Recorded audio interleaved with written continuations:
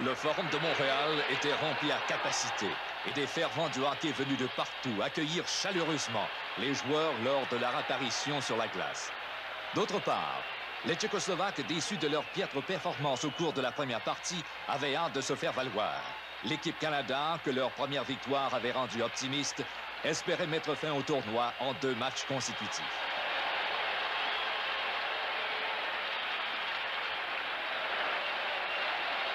Les Tchécoslovaques sont les premiers à mettre le gardien adverse à l'épreuve. Mais Vachon tient bon.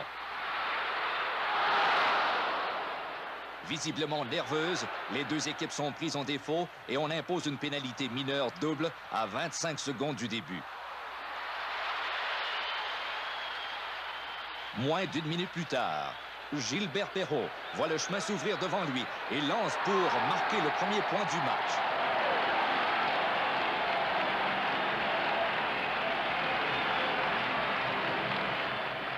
Voyez comment Perreault contourne la défense, attire Olejek de côté et réussit un lancer du revers du côté opposé.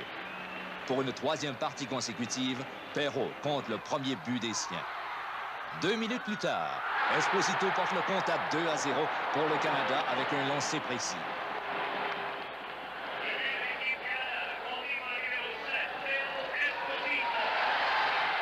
Après ces 2 buts rapides, la Tchécoslovaquie décide de remplacer Olejek par Zorilla devant le filet. Zorilla qui avait blanchi l'équipe Canada plus tôt dans le tournoi. Presque immédiatement, la partie prenait une toute autre allure et les Canadiens s'apercevaient que tout n'était plus si facile. Zorilla réussit un arrêt spectaculaire qui semble redonner un souffle de vie à ses coéquipiers et qui force le Canada à se replier.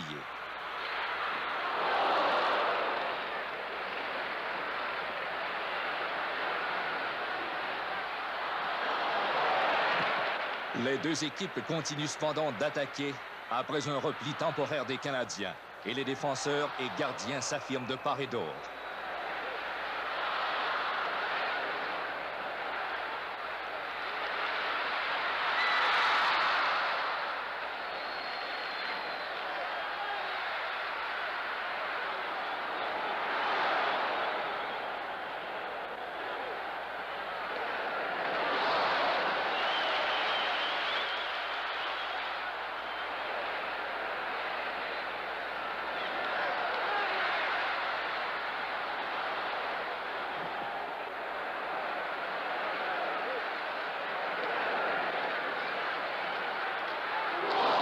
Barber est pénalisé et l'équipe Canada doit jouer à court d'un homme au moment où les Tchécoslovaques vont de l'avant.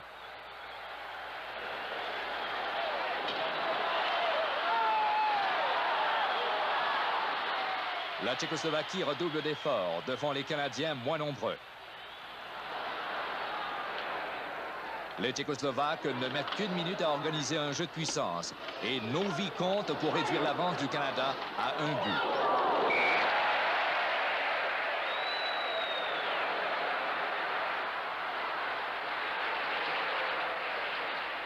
L'entraîneur canadien Scotty Bowman est conscient du changement. Le match n'était plus le même. Pospichil fait subir à Dionne une solide mise en échec.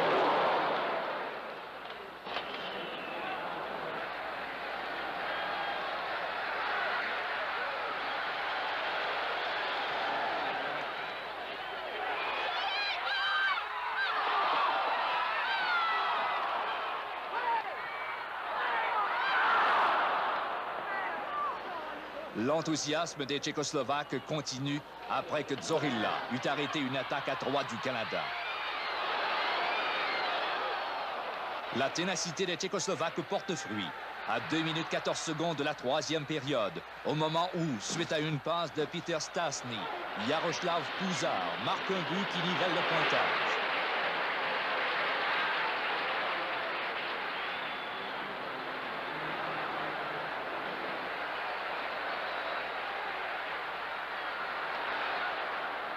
De nouveau, Gilbert Perreault est le chef de file des Canadiens.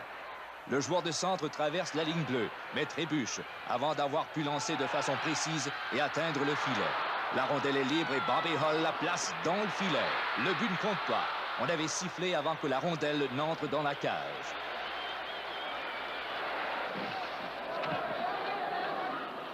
C'est ensuite une autre attaque des Canadiens. Mais cette fois, un joueur tchécoslovaque s'en prend à Mahovlic et l'équipe Canada aura l'avantage numérique. L'équipe Canada tente de reprendre le contrôle et Bobby Clark est au bon endroit pour capter le retour de lancer de Bobby Hull et il compte pour le Canada. De nouveau, les Canadiens mènent par un but.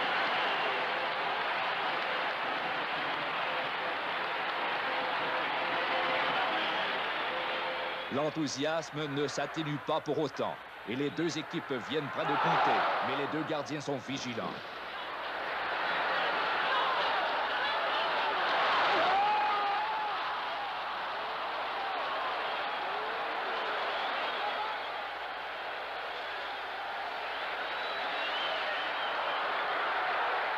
Mahovlic fait une passe à Phil Esposito qui décoche un lancer rapide, mais Dorila bloque encore. Esposito n'en croit pas ses yeux.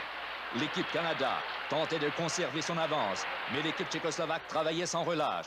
Sur ce jeu, Vachon réussit un arrêt aux dépens de Marcache, mais la rondelle est libre et Josef Augusta, laissé à découvert, nivelle le pointage 3-3 à 4 minutes 59 secondes du temps réglementaire. Moins d'une minute plus tard, la foule au forum ne peut croire ce qui vient d'arriver. Serge Chavard venait de tenter de bloquer un lancer de Olic, mais la rondelle avait rebondi directement vers Stasny, qui décochait un lancer de 30 pieds pour donner un avantage de 4-3 aux Tchécoslovaques avec encore 4 minutes de temps réglementaire à jouer. Il semblait bien qu'on devrait jouer un troisième match. Mais Barber compte presque immédiatement. Le comptage est égal et la foule est en délire. On sentait bien que pour la première fois, il faudrait aller en surtemps et la nervosité se répandait dans la foule au rythme des secondes qui passaient.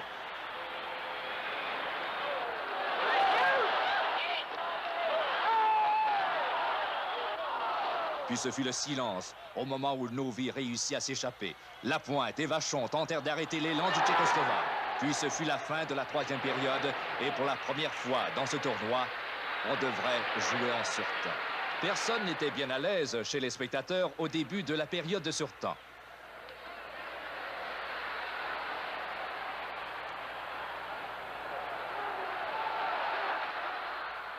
Depuis la mise au jeu, l'équipe Canada envahissait la zone tchécoslovaque. Puis Martinez y allait de lancer électrisant vers les buts des Canadiens.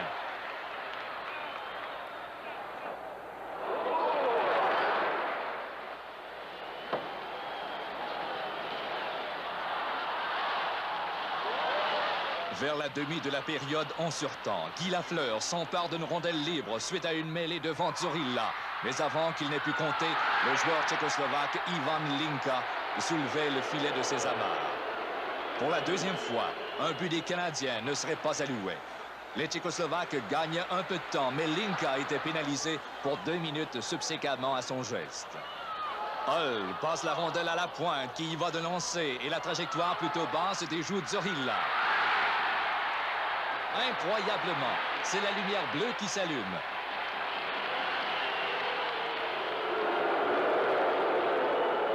Le temps était écoulé et les Tchécoslovaques se réjouissaient de leur chance. Ils étaient encore en lice dans un match que les Canadiens avaient gagné 3 fois. Les équipes changeaient avec extrémité. Et 1 minute 30 secondes plus tard, c'était une passe de Lanny McDonald à Marcel Dionne, à Darryl Sittler.